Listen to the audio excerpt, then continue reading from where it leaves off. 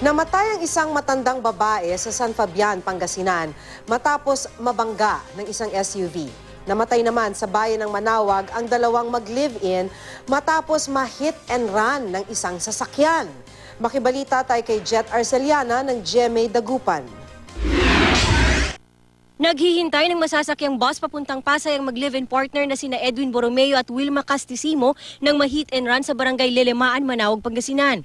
Idineklarang dead on arrival sa pagamutan ng mag-live-in partner. Yung kay mama po, parang galing po sa likod yung impact kasi dito po yung sugat niya. Tapos,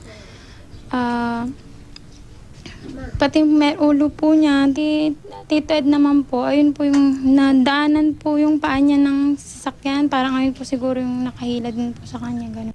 Sa investigasyon ng pulisya, nasa kanang bahagi ng kalsada at patungong poblasyon ng nakabanggang sasakyan. Posibleng nakainom o nakaidlip daw ang driver, kaya napunta ito sa kabilang bahagi ng kalsada kung saan nakatayo ang mga biktima.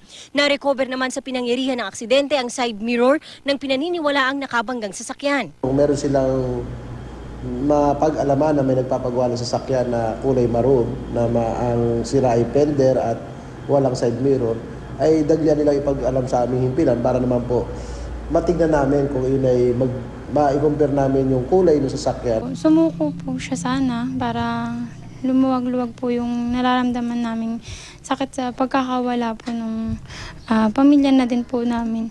Sa bayan naman ng San Fabian, patay ang 71 anyos na lolang si Marilyn Quisoro matapos mabundol ng SUV habang nakikilibing sa barangay Kayanga. Kwento ng ilang saksi, patawid ang biktima nang biglang umandar ang nakahintong SUV patungo sa direksyon nito.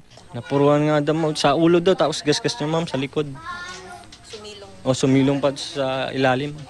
Agad sumuko sa otoridad ang driver ng SUV na si Jerry Malikdem. Hindi siya nagbigay ng pahayag. Jet Arceliana, Nagbabalita, Pilipinas.